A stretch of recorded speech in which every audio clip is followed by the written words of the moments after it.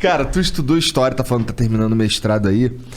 E esse lance das religiões africanas, que assim, você é uma pessoa preta, que é cristã, né? Mas que tem ciência de como é que foi o lance da supressão da religião dos caras aqui e tal. Tu chegou a mencionar que a religião dos caras era demonizada, etc. Qual que é a tua visão com essa... em relação a religiões africanas, já que a gente está falando de pessoas pretas? Que legal. Então, eu não posso falar das religiões africanas sem me lembrar de um cristianismo colonizador. Sim. Que é oficial. Que é a religião oficial da coroa, né, do século XVI.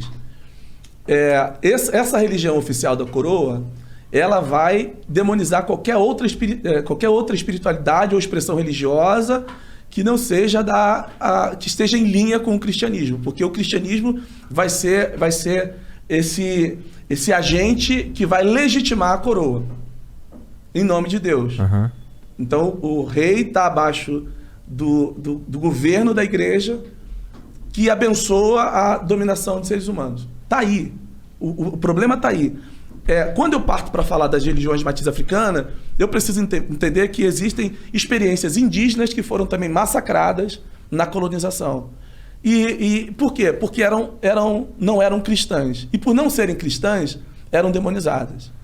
As religiões de matriz africanas, elas são demonizadas por não serem também um recorte do cristianismo, um braço do cristianismo. Então, quando eu penso nisso e faço perguntas sobre esse sagrado, eu começo a questionar o poder da igreja de querer trazer um Deus que é absolutamente hegemônico, dominador, e que a expressão dele na Terra é a igreja. Então, qualquer experiência que seja fora disso aí é coisa do demônio. Daí que vem esse olhar para as experiências religiosas africanas e afrodiaspórica e atribuir a essas expressões, porque o demônio é o Exu. O diabo é o não sei o que, é o tranca-rua. O demônio lá é o preto velho. Agora tu imagina eu com 52 anos de idade, numa igreja que tá fazendo exorcismo lá, e eu tô lá pra cantar, e eu tô lá com minha barba branca, e o cara vai lá e fala assim, ó, sai pombagira. Sai preto velho. Aí sai preto velho. Eu falei, pô, bicho, qual é, irmão? Qual é, meu parceiro? Então, assim, é complicado.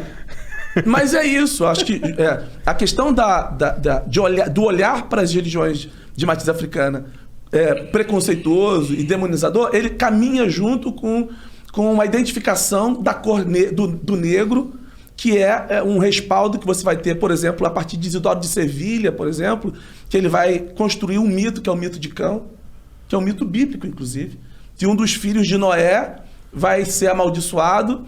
E o continente africano é tido como o continente onde esses filhos, esse descendente de Noé vão habitar. E a marca desses filhos está na cor da pele, está na geografia, que é o continente, está na genealogia, porque os filhos de Cão foram para a África, segundo essa tradição literária, judaico-cristã. E o terceiro ponto, que vai estar dentro do cristianismo, do islamismo, do cristianismo, é a cor da pele. Então, tudo que se produz na África é maldito. As experiências cristãs da África, as experiências religiosas da África, são experiências malditas. Isso aí é o pano de fundo. Eu não posso falar sobre, por exemplo, quando eu vou pensar sobre o candomblé, quando eu vou pensar sobre as experiências, tanto africanas quanto afrodiaspóricas, eu não posso olhar para isso sem fazer uma leitura anterior a isso, que é construída há muitos séculos, que é sustentada, por exemplo, a partir do século VI, VII, por Isidoro de Sevilha, que vai ser o pano de fundo para a justificação do século XVI da escravidão africana. Então está tudo isso ali. Então qualquer expressão africana vai estar relacionada ao demônio, por uma igreja hegemônica, e por ser uma expressão de resistência. Porque o candomblé é uma experiência, eu gosto do Muniz Sodré quando ele fala que a experiência do candomblé é uma experiência de resistência, é a ágora diaspórica. Mas eu concordo. Eu acho que a resistência é um dos aspectos mais fortes. Que é lindo, porque o candomblé produz tudo, não é só religião. E ele sobreviveu há anos e há séculos de escravidão no Brasil, não estou falando do candomblé, mas estou falando das experiências africanas. porque tem outras experiências africanas anteriores ao candomblé no Brasil. Mas, enfim, vão ser experiências que vão resistir à coroa, que vão resistir aos colonizadores, que vão resistir ao cristianismo católico e, a partir da República, ao cristianismo laico também, que está sempre sendo oprimido, mas sempre resiste. Por quê? Porque não é uma resistência apenas da espiritualidade, é uma experiência da consciência, é uma resistência política, é uma experiência do seu lugar enquanto negros que foram escravizados. Então, esse olhar do movimento cristão para as religiões de matriz africana como um olhar demonizador, ele está muito chancelado por uma visão colonialista ainda. Uhum. Então, a despeito do que eu pense ou do que qualquer pessoa fala, é experiência de matriz africana. Então, vamos respeitar a experiência do outro, seja ela a expressão que tiver. Só que você, apesar de sermos um país laico, nós não suportamos, nós ainda olhamos, a sociedade ainda olha para um trabalho, por uma oferenda que é feita, por um rito do candomblé, por exemplo, mais diretamente, e vai dizer, isso é coisa do mal. Ou macumba. É macumba, chuta que é macumba, é o demônio que está ali. Mas a gente é incapaz de olhar para as nossas falas cristãs que sustentam o projeto de poder colonizador, que oprime seres humanos, que diz bandido bom é bandido morto. Isso não tem nada a ver com Jesus, pô. Isso tem a ver com o projeto da igreja. Mas a gente é muito mais simpático a isso, de que bandido bom é bandido morto, do que reprovar, por exemplo, atos de intolerância religiosa que têm destruído terreiros no Brasil, que têm botado fogo, que têm matado pessoas, em nome de uma ideia de que religião no Brasil é a religião cristã. É mais uma forma que a sociedade tem, a igreja chancelando, a igreja simpática a isso, de que preto no Brasil é isso. É subalterno, é demonizado de alguma forma. E essa marca está na cor da pele. E é possível que tenham pessoas assistindo a gente falando, pô, esse preto só fala merda. É possível que você tenham pessoas nos assistindo pensando exatamente isso.